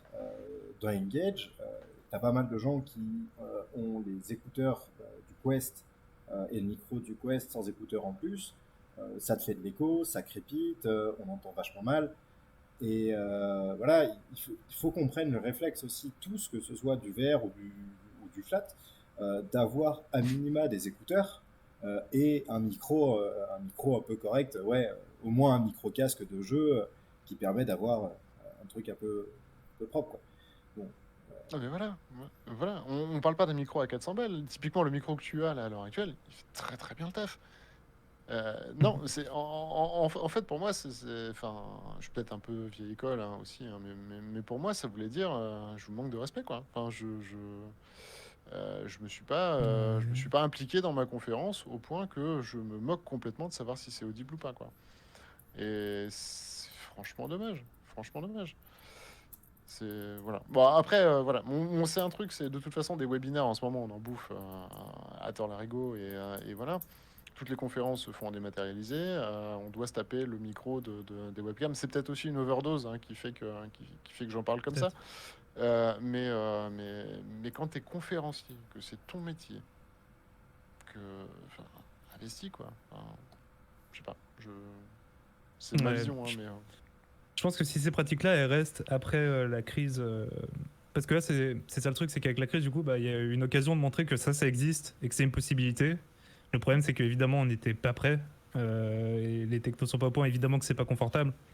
Mais du coup, si c'est un truc qui reste un peu, parce que je pense qu'il y a aussi un côté pratique quand même à organiser ton webinaire plutôt que d'aller louer une salle où je sais pas exactement comment ça marche, c'est pas mon métier, mais il y a sûrement aussi un côté pratique sur le online. Et du coup, bah voir, Ouais. ouais, les gens se renseignent un peu plus, mais c'est sûr que c'est pas le même métier de s'acheter un setup son carré et d'avoir des trucs à raconter dans ta conférence. En fait, je peux pas demander à tous les gens qui parlent en conférence de s'y connaître en son, tu vois. Non, mais Non, Parce non, après, que, non, non, non, bien sûr, mais enfin, toi, quand tu organises un événement, enfin, nous, quand on organise les meet-up, on en parle du son. Enfin, comment ça se ouais, passe. Enfin, je veux dire, on l'a vu même à l'avance, parce qu'on a vu les personnes à l'avance et autres, et on en parle du son. Enfin, et puis, c'est là où je suis surpris, c'est que c'est les premiers à poser la question. Tu vois. Est-ce que tu penses que ça va le faire? Est-ce que j'ai besoin de racheter quelque chose? Est-ce que, enfin, voilà. Peut-être aussi parce que lors de la discussion, on met vachement l'accent dessus, mais voilà, j'ai du mal à croire que. Enfin, il y a forcément un moment donné où ces gens-là étaient au courant et se sont dit OSEF, quoi. Et sur le OSEF, c'est un peu dommage. Un peu dommage. Enfin, en tout cas, moi, pour avoir tenté de suivre la plupart des conférences, franchement, à un moment donné, tu give up, quoi. Hein. Tu fais 1 heure comme ça avec des petits crachotements non-stop. ouais, c'est sûr. Au bout d'un moment, enfin, voilà, tu t'arrêtes, quoi. C'est sûr. Mais sinon, moi, j'ai trouvé les événements, au contraire, plutôt cool. C'était vraiment chouette de les maintenir. Nordinor nous disait un E3 comme ça, machin, sous le même genre. Ouais, alors c'est sûr qu'on vit, Je pense que ça on va vit se pas faire. du Hein. tout les événements de la même façon. D'ailleurs, je pense que pour moi, le plus gros des problèmes, hein, et en même temps, ils n'avaient pas de temps pour se retourner. Le plus gros des problèmes, c'est que, bah, c'est exactement ce qu'on disait, ça sert à rien d'essayer de reproduire la réalité. T'es pas dans la réalité. Donc, ton salon, il faut le repenser, en fait. Peut-être que c'est plus un système de conférence et de machin, peut-être que c'est plus un système de salon où tous les gens sont parqués dans des petites boîtes. Peut-être que c'est plus ça du tout, en fait, un salon en réalité virtuelle. J'ai pas la prétention d'avoir la moindre réponse, hein, ce sera un métier, hein, à mon sens, c'est un organisateur d'événements qui doit se pencher dessus. Mais pour moi, c'est plus, c'est pas ça, parce qu'en fait, on a trop de repères dans ces cas-là. Ah bah oui, mais c'est des box, bah oui, c'est des machins, oui, c'est des trucs. Alors certes, t'as les repères qui font que tu vas pouvoir te balader dans le salon, mais t'as aussi les repères qui font te dire que ah bah ouais, t'es dans un soft et puis que c'est pas du tout, ah bah ouais, effectivement, ça se veut pas du tout photoréaliste. Ah bah oui, mon personnage, il est complètement cringe. Mhm. Enfin voilà, donc voilà, t'as à la fois les bons repères et les mauvais. Alors que du coup, on Ouais. pourrait complètement briser tous les codes, et qui fait que bah, les gens s'en prennent juste plein les mirettes de A à Z, quitte à être un petit peu paumé. Et puis ça pourrait le faire, quoi. Un truc que j'aurais trouvé cool, mais qui du coup est complètement à contrario de leur vision, c'est que par exemple, pour chaque boîte, ils aient la possibilité d'avoir un environnement qu'ils veulent, tu vois. Enfin, tu vois, qu'ils puissent avoir une direction artistique, un truc, parce que là, finalement, les décorations, alors je me rappelle plus bien, mais je crois que les stands, il devait avoir genre deux trois variantes différentes, et après deux trois tailles différentes aussi, peut-être deux trois variantes par taille, un truc comme ça. Ouais. Bah, après, t'as Et posé ton qu'après, logo, et puis c'est tout. voilà, tu poses ton logo, tu poses tes panneaux, machin, mais tu vois, tu pourrais vraiment avoir un truc d'expérience, tu vois, pour chaque boîte. Tu vois, je vois bien, genre Orange, par exemple, faire un truc, par exemple, dans un fond noir où t'as juste au sol des trucs colorés pour marcher dessus, enfin, je sais pas. Mais je trouve Ah, qu'il y mais avait un ouais, ouais, truc tout à fait. cool à faire. Je trouve qu'on est trop pudique avec le virtuel alors que c'est vraiment un terrain de fou pour créer. Bah, je pense qu'en fait, Et ils sont on se rattache pas, trop aux anciennes habitudes ils et au sont pas réel. habitués. Et puis dans les grosses boîtes, ceux qui pratiquent les grosses boîtes et autres, ils ont un service de communication, de marketing, qui est encore Hmm. complètement différent du service de tech. Enfin, et donc, pour leur injecter ça, leur injecter ne serait-ce que cette notion de possible, genre, moi, mon métier, je tâte dans une ESN, donc je veux dire, on est développeur, on a un service d'innovation, c'est déjà compliqué en fait de leur faire comprendre que bah ouais, c'est possible, c'est possible, Mhm. on peut se renouveler comme ça et machin. Alors je me mets dans la place d'une grosse boîte, genre Orange, où entre le service marketing, celui qui va gérer les salons, et puis justement les développeurs, le SI, parce qu'ils en ont aussi beaucoup, ils ont un service de R&D également. Là, il y a un fossé, les mecs se connaissent pas à part à la soirée de Noël, quoi. Donc Ouais, non, on est toujours dans le truc. Et à côté de ça, on est dans un monde qui s'accélère tellement qu'on a des pubs pour Renault ou je sais plus quelle marque de voiture qui voudrait nous faire croire que la réalité virtuelle, c'est SO 2019. Enfin, je veux dire, on a toujours envie de plus alors qu'on n'a pas creusé on n'a même pas creusé un tiers de ce qu'on avait là sous les bras. Parce que là, on parle de VR, mais on a la R qui débarque là prochainement, très prochainement. Ouais. Et pareil, en fait, c'est régi sous les mêmes fondamentaux. Et on va arriver sur des devices en AR qui vont vraiment de nouveau être grand public, parce que là, tous les gros acteurs, tous les GAFAM sont dessus, avec pour mission le grand public, justement. Et on n'a pensé à rien, quoi. C'est magnifique. Du Ouais. coup, voilà, on va féliciter Apple d'avoir fait 3 fois rien en termes de révolution, parce que juste en fait, ce qu'on veut leur féliciter, c'était que ce soit les seuls à vraiment s'être penchés sur le truc, avoir mis des experts du X en la matière et d'avoir creusé le sujet, quoi. Et après, tu as tous ceux qui, du coup, vont se dire ouais, mais c'est Apple, regardez, ça sert à rien de faire de la concurrence à ça. Enfin, toujours on se tire vraiment vers le bas constamment, quoi. Ouais. Faut y aller. Je sais que les startups c'est compliqué, je sais que voilà, mais tous ceux qui font de l'UX à l'heure actuelle dans vos boîtes et galérez, je sais que vous galérez de toute façon tous à vous faire respecter, que ce soit pour les devs ou à vous faire tout simplement rémunérer réellement. Voilà, changer, basculer vers ces technos-là, devenez spécialiste de ces technos-là et dans quelques années, franchement, ça payera vraiment un peu enfin, un tout petit peu d'énergie mise maintenant, en fait, ça payera plus tard, quoi. Faut réussir à prendre ce tournant-là, quoi. Je pense. Il va falloir, Ouais. hein, Je sinon pense. il y a des gens qui vont le prendre pour nous, quoi. Et après, le temps de transition, il est lent, hein. Il est très très long. C'est clair. Donc, Après, si on rate ouais, le virage, effectivement. ça va être un gros gros paquet d'années. Au moment où on va se rendre compte qu'il fallait le prendre, c'est 3 4 ans qu'on aura dans la tête, quoi. Ah Mais ouais, non, puis c'est pas des règles, hein. Avant que ça soit posé, si tu veux, et là je reprends mon exemple du X, avant que tout soit posé comme étant des règles, et que tu aies un bouquin comme ça à te farcir pour te dire ouais c'est bon j'ai gagné 10 ans d'expérience, il va se passer beaucoup beaucoup de temps quoi. mm, Donc là il faut des passionnés, des gens qui vont l'avoir connu manger de l'application en réalité augmentée, en réalité en VR, savoir bah, ça marche pas, ça marche bien, ah ouais ça m'avait vraiment marqué même 2 ans plus tard, c'est peut-être qu'il y a quelque chose à faire là-dessus. Enfin ce genre de choses quoi. Et pourquoi pas être celui qui écrira ce petit bouquin justement que tout le monde lira et puis et voilà. C'est clair. C'est ça aussi qui est chouette dans l'informatique, qui est vraiment un truc que moi ça fait que 4 ans que je suis développeur et que je suis dedans, mais où tous les jours je découvre. C'est ce truc où il y a des possibilités de fou. À partir du moment où tu entreprends, tu auras des choses à mettre sur la table en fait et tu auras un moyen de te démarquer. Et genre, c'est vraiment un domaine où juste tu peux te lancer et faire le pari et sans forcément miser toute ta vie dessus, mais tu peux te lancer dans les petits projets. Et c'est finalement souvent les trucs qui te permettent au final de trouver ta voie et trouver ce qui te Ouais plaît c'est ça, vraiment. c'est ça. Et je trouve ça trop intéressant. C'est une chance quand même qu'on a en tant que pro de la tech par rapport à d'autres secteurs. C'est que ouais, si on a une idée, on peut y aller et on verra bien. et est-ce que à C'est votre pas une avis, pêche, c'est du temps en fait, hein. Ça Ouais, c'est coûte du temps. très très cher. Par contre C'est bon ça. faut pas compter ses heures quoi. Oui, c'est ça aussi. C'est la grosse contrepartie et pour certains je comprends complètement que ça soit une contrepartie bien trop lourde à payer quoi. C'est Ça clair. reste un métier pour moi de passionné, hein, développeur, hein. C'est compliqué d'être développeur en mode job alimentaire. Je pense que tu prends Mhm. cer parce que c'est un métier où tu n'as Ah, c'est pas un aucune métier toujours facile, certitude en hein. fait. Mhm. D'une année sur l'autre, ça a beaucoup bougé.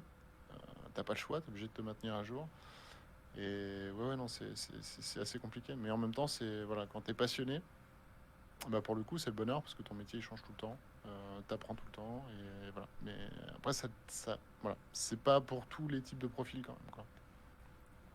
et pour le coup, est-ce que vous pensez que si on a tout à l'heure dans le chat, ça parlait de la killer app en VR ou en AR qui va faire que ça se démocratise ou est-ce qu'elle existe déjà?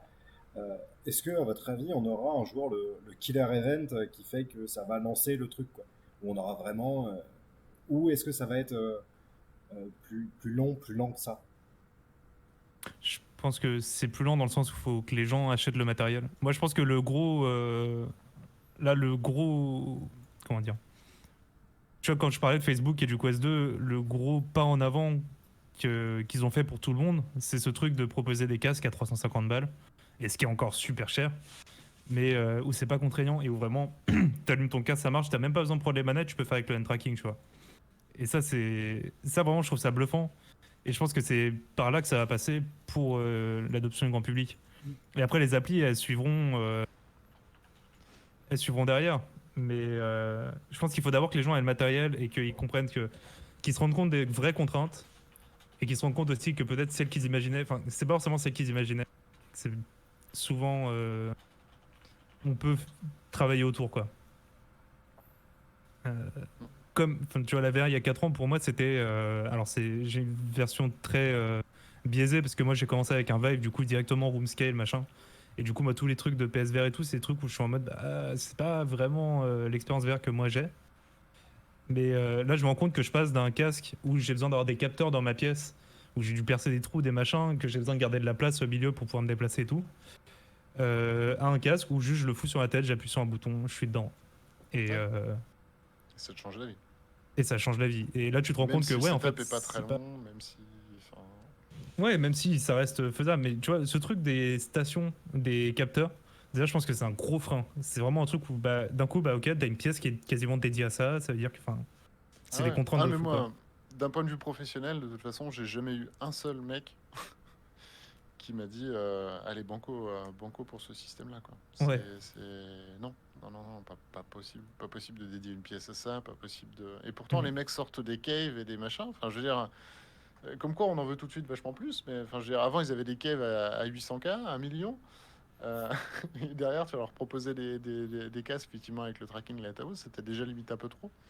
Il fallait littéralement un système inside out. En même temps, il existe, donc pourquoi s'en passer, quoi. C'est Après, c'est là où, tu vois, franchement, les mentalités commencent à changer sur l'aménagement des espaces, tout ça. Et puis, effectivement, les casques autonomes, c'est le truc qui nous change à tous la vie, hein. T'es plus emmerdé, tu dois juste, t'as pas de connexion à faire avec le PC, parce que rien que ça. Toi, pour des professionnels de la tech, ça semble évident, le branchement du casque. Dans la vraie vie, tu sors le casque, il y a 4 ou 5 câbles, tu as encore ce switch au milieu qu'il faut brancher en entrée en sortie, il faut foutre tes light up, enfin, Mhm. c'est un merdier quoi. Donc moi ça Ouais. m'étonne pas qu'on soit, on ait cette accélération là et là il me semble avoir vu passer une info comme quoi Vive est en train de préparer un truc pour l'été 21. J'ai hâte de voir ce qu'ils vont sortir. J'ai cru voir passer aussi des choses sur le nouveau Pico qui devrait aussi un peu casser la baraque. Enfin, ça va s'accélérer assez franchement sur ces développements-là. Et ça c'est ce qu'ils veulent, permettra ouais, cette effectivement, démocratisation. supprimer les fils. Ouais. Et le Wi-Fi 6 et la 5G vont y être pour beaucoup, hein, beaucoup attendent ça. Supprimer les fils, en fait, ouais, pouvoir faire du streaming et supprimer les fils. On sait que c'est faisable, hein, techniquement. Maintenant, il faut juste que, encore une fois, hein, pareil, toujours pareil, que les gens s'équipent, Mm. que les gens fassent les choses bien. D'ailleurs, bah, typiquement, on parlait d'évolution. Hier, j'ai pu faire un stream sur Shadow. Shadow, donc le cloud computing. Ouais. C'est magique. Alors oui, parce que moi, en tant que passionné, j'ai gueulé un peu sur la latence et autres. Enfin voilà. En plus, Mhm. pour me rendre compte que faudra que je refasse des tests parce qu'il y a de grandes chances que ça soit un peu de ma faute aussi. Pour ne rien vous cacher, j'étais sur le VPN du boulot. Voilà. Tellement l'habitude d'être sur des VPN et machin, enfin, je l'avais laissé. Donc ça a pas dû m'aider beaucoup sur Shadow. Mais mais il faut se rendre compte que c'est déjà complètement ouf d'avoir enfin, un ping de 20 millisecondes sur un PC qui est à l'autre bout de la France et de pouvoir ne serait-ce que jouer un jeu d'aventure en VR avec une latence qui est pas trop moche en fait. D'ailleurs, ma latence en elle-même, elle était même plutôt bien. C'est juste que c'était pas stable. Donc quand c'est pas stable, mais quand c'était au pic de la connexion, c'était juste nickel et je pouvais même jouer à Ragnarok. Ragnarok. Là, Donc, il y a un enfin, article qui nous dit que supprimer les fils, c'est cool, mais il faut encore augmenter l'autonomie. Après, l'autonomie du Quest 2, ils ont sorti exprès le Elite Strap batterie. Alors oui, on peut dire que le prix à 350, c'est pas le, c'est le casque low cost et que le vrai casque, c'est celui qui a justement ce strap de batterie là. Mais il y a des petites astuces pour augmenter la durée de vie. De toute façon, après plus de 3 ou Oui, et 4 heures puis de jeu, quand même, on a tous un peu plein la tête. Enfin, je sais pas pour vous les gars, mais moi, si je fais 3-4 heures, Non, perso, je suis. après je suis en PLS. Hein. je suis assez bien blindé aussi, moi, mais enfin, je peux tenir assez longtemps quand même. Moi, non, Mais, vraiment. Et, ouais, Vraiment, et ouais, et il y avait là Wired tout à l'heure qui nous disait que que l'e-sport en VR accélérerait aussi le truc. Bah, je sais pas, moi. Je sais pas parce je sais pas non plus. on en a aujourd'hui. Il y avait un espèce de balle trap enfin, de balle aux prisonniers en VR où ils faisaient des tournois. ouais. Alors, ça s'appelait Spark. Ouais, c'est ça, Spark. Mais c'était pas vraiment de la balle aux prisonniers, hein, Ok. quand même. Ah, Ok, mais, ok. enfin, il y avait Spark et il y a des boîtes françaises là, qui se lancent Non, aussi mais il y a, dans des jeux d'arena. il y a Onward, bah, Ouais. il y a Eva. Eva, Et Eva, effectivement. parlons-en. Bah oui, oui, tout à fait. Donc Eva avec... merde, le jeu, c'est After Edge. C'est ça, After H. c'est After H. Si mes souvenirs sont bons. After Edge, pardon. Nous sommes en France. Non, mais voilà, il y a beaucoup de choses qui se fait, mais c'est vrai que ça n'a pas pris aussi vite, en fait, que ce que les gens auraient voulu. Et puis, on est toujours dans le même paradigme, c'est-à-dire que, typiquement, Eva, avec After H, veulent faire des salles pour rassembler les gens, physiquement, autour d'un match qui se fait en VR. Moi, personnellement, mais c'est ma vision, hein, et très clairement, je pense que les deux, enfin, seul l'avenir nous le dira. J'aurais plus fait l'inverse, moi, carrément, apporter en fait ce stadium en mode VR, du coup, euh, miser sur le fait que justement les casques VR inonderont le grand public. Et du coup, comme ça, pouvoir faire du spectate en fait Alors, d'e-sport. si je peux mettre mon grain de sel, parce que du coup, c'est Ah, un vas-y, sujet que vas-y. je connais bien. After H, moi, en fait, pour le contexte, j'ai joué dans une équipe qui faisait les compétitions d'After H. Et en fait, c'était un petit milieu où il y avait 6 à 8 équipes qui représentaient des salles d'arcade un peu partout en France. Parce qu'à la base, After H, c'était un jeu en salle d'arcade. Le souci, c'est que After H, ils l'ont sorti en retail, donc sur Steam, pour que chacun puisse se télécharger free to play machin. Ça a jamais pris parce que, alors, Jean, s'il te plaît, ne me retrouve pas après ce que je vais dire, mais After H, c'est pas un jeu de fou. C'est pas un. Enfin, quand tu compares au standard. Non, mais. Et il va te casser la gueule, genre. Ah ouais, mais en plus, Jean, je l'ai pas encore vu en vrai, mais il a l'air costaud. Je pense qu'il me casse en deux. Avec sa casquette là, tu sens que c'est un nerveux. Non, c'est-à-dire que After H, par rapport au standard d'aujourd'hui, c'est pas un jeu de ouf. Et c'est un jeu que j'affectionne de ouf. Et je l'affectionne de ouf pour ses défauts parce que ça apporte des possibilités de gameplay qui étaient hyper intéressantes. Mais le truc, en fait, tu sens vraiment qu'il y a une séparation entre le développement pour les jeux dans les salles d'arcade, qui s'adressent à des salles d'arcade et du coup à des gens qui sont pas habitués à VR, et le truc en retail où là les gens te démontent si ton jeu il est pas carré et les jeux sont jamais carrés, mais t'espères juste pas trop te faire démonter par la communauté quoi.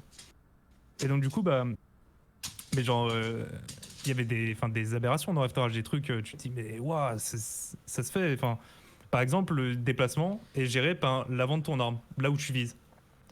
C'est un truc que je n'ai vu que dans ce jeu-là et que j'ai fini par adorer quand j'ai pris la main dessus et qu'en fait c'est trop kiffant à jouer, t'as vraiment des sensations hyper intéressantes. Ouais. Mais tu te dis, Mais au début, c'est où ils déroutant. c'est déroutant et en plus ça sent même pas un choix artistique, c'est vraiment en mode on va faire comme ça. Il y a pas de, t'as pas l'impression qu'il y a une recherche par rapport à ce qui se faisait déjà dans le milieu et du coup ouais il y avait tout ce côté-là que je trouvais assez bizarre. Et donc du coup le jeu retail est sorti, ça a un peu marché mais très peu et comme plein de jeux t'étais obligé de t'organiser sur le Discord du jeu pour pouvoir jouer avec des gens parce que si tu connectais à n'importe quel moment il n'y avait pas forcément des gens en ligne.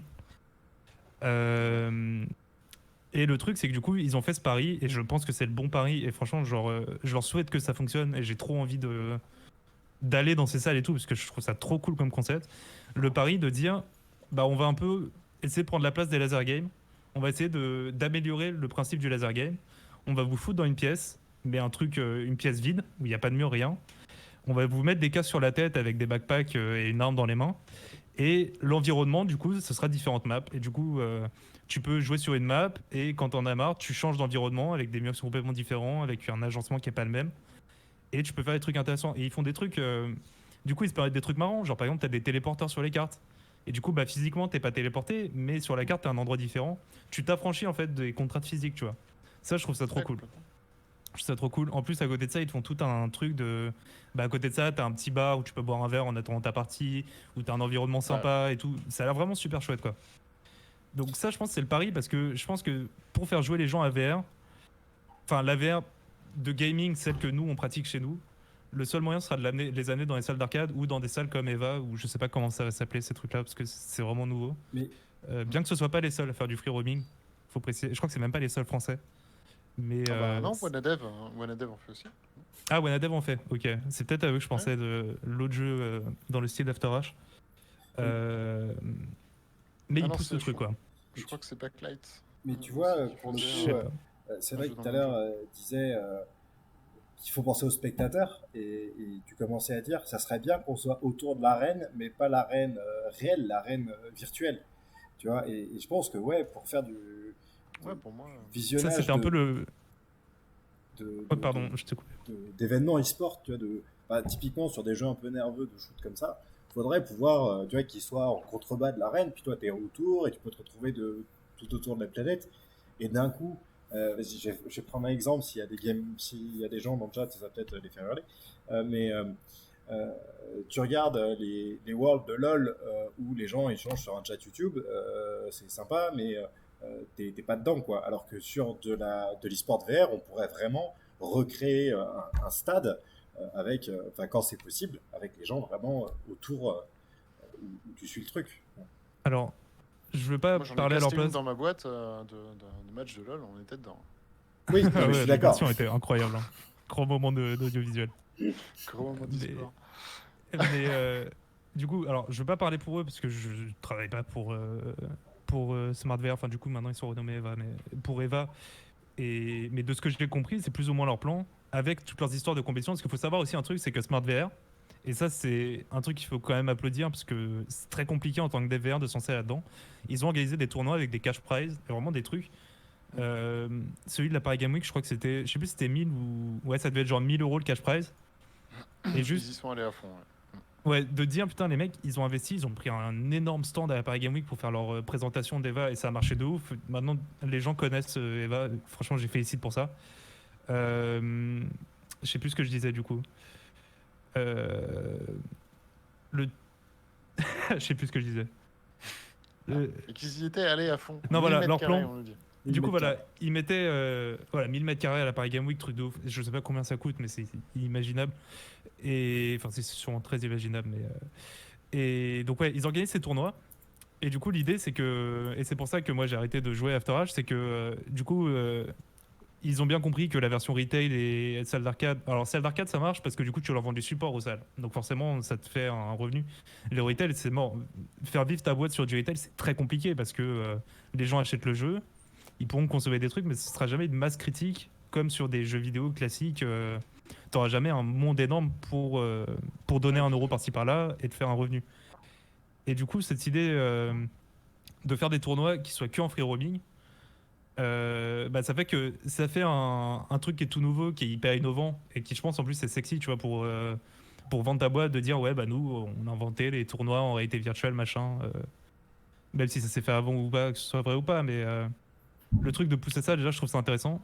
Et c'est bien plus viable, je pense, de le faire dans les. Tu vois, comme des gens font du paintball en compétition ou de l'airsoft en compétition, et que c'est un truc qui est assez répandu et qui marche, bah, du coup, carrément le faire dans leur salle virtuelle, je trouve ça trop cool. Et du coup, l'idée, ouais, c'est de pouvoir spectate. Donc, de ce que j'ai compris, carrément, tu pourrais avoir une équipe dans une ville, une équipe dans une autre ville, qui joue du coup sur un serveur l'un contre l'autre. Et toi, après, en tant que C'est ça. spectateur, tu peux regarder le match entre les deux. C'est ça. Et ça, je trouve ça trop cool.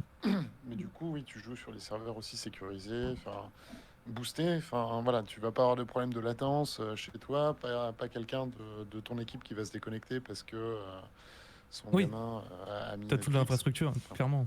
voilà, c'est ça. Clairement. Du véritable e-sport. Quoi. T'as un problème technique, bah, la salle peut te fournir un autre casque, machin. Enfin, c'est le jour et la nuit, c'est carrément mieux pour ce qu'ils veulent faire, quoi.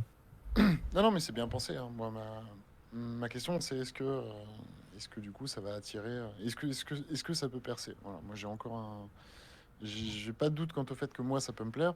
J'ai plus un doute quant au fait que ça puisse plaire au plus grand nombre, quoi. Bah, Donc, est-ce déjà que que, ça va plaire à suffisamment de personnes pour faire tourner le business plan?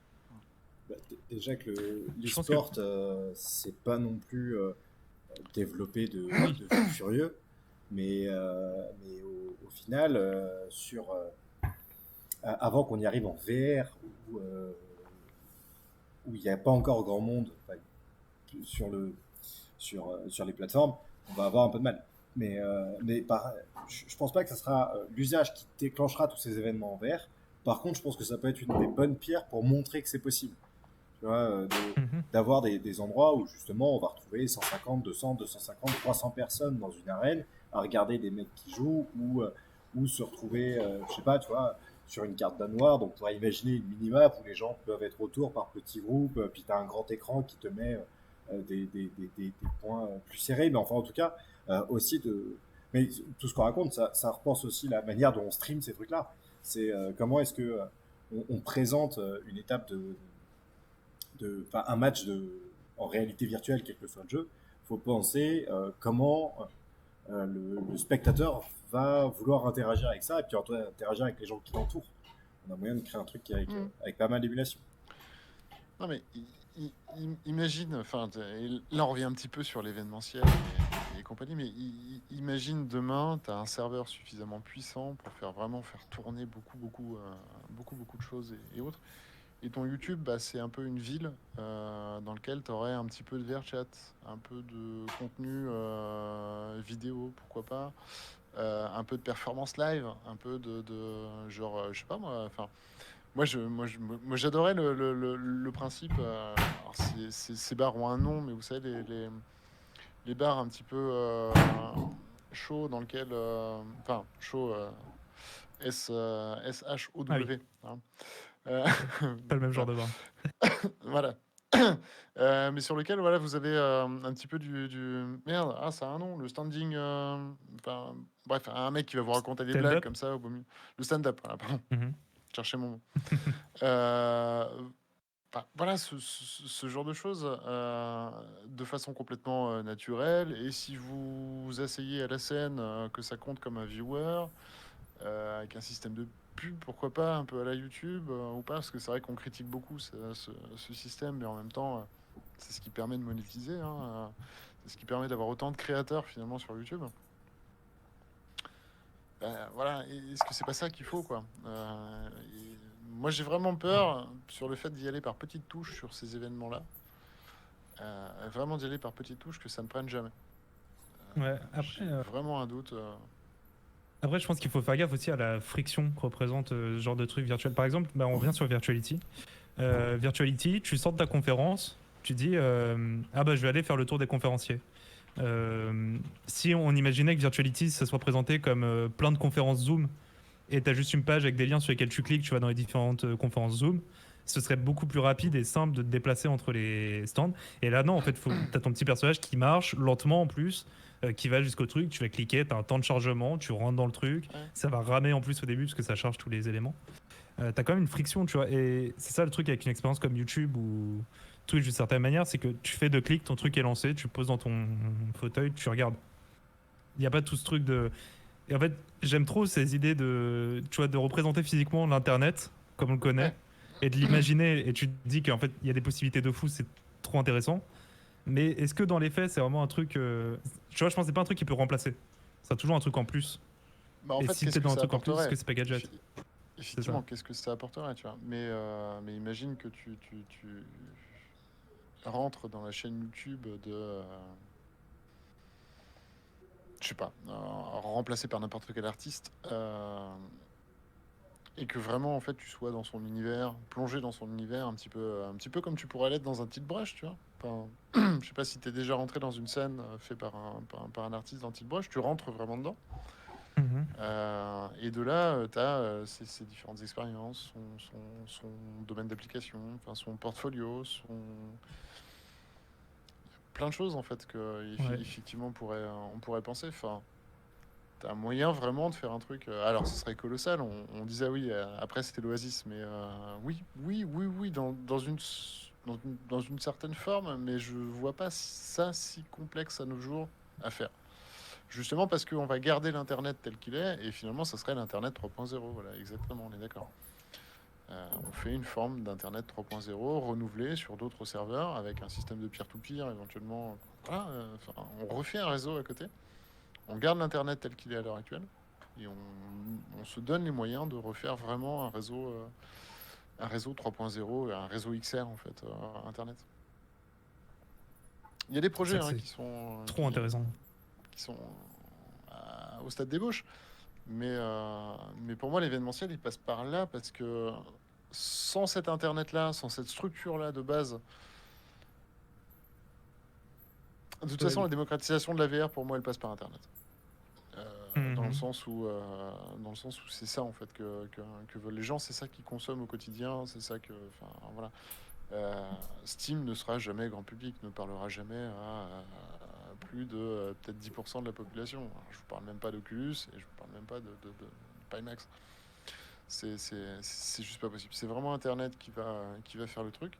Peut-être que ce sera l'avènement d'ailleurs d'un nouveau Google, hein, d'un Google complètement différent, d'une nouvelle lettre à GAFAM, euh, en espérant enfin, que ça soit une boîte avec une éthique et compagnie. Mais voilà, franchement, il y a vraiment tout un truc à repenser et c'est vraiment à la structure, je pense qu'il faut le faire. Pour permettre à tout le reste en fait de pouvoir prospérer. Le projet d'Audi, là, je ne sais pas si vous vous en souvenez, Audi donc qui voulait mettre du coup des casques VR à l'arrière des voitures pour l'attente. Et donc tu te baladais vraiment en VR et tu utilises ta voiture comme un retour haptique. Et du coup, tu avais un espèce de projet comme ça où bah, typiquement tu rentres chez toi, ton quartier c'est, je sais pas moi, à Montmartre à Paris, et tu le vois, tu vois au sein de ton casque VR un espèce de Montmartre des années 50. Et chaque quartier comme ça serait donné à un artiste qui pourrait y mettre sa patte et tout ça. C'est juste hallucinant comme concept. Ouais, Mais c'est pour très stylé. monter quelque chose comme ça, il faut une grosse structure, vraiment.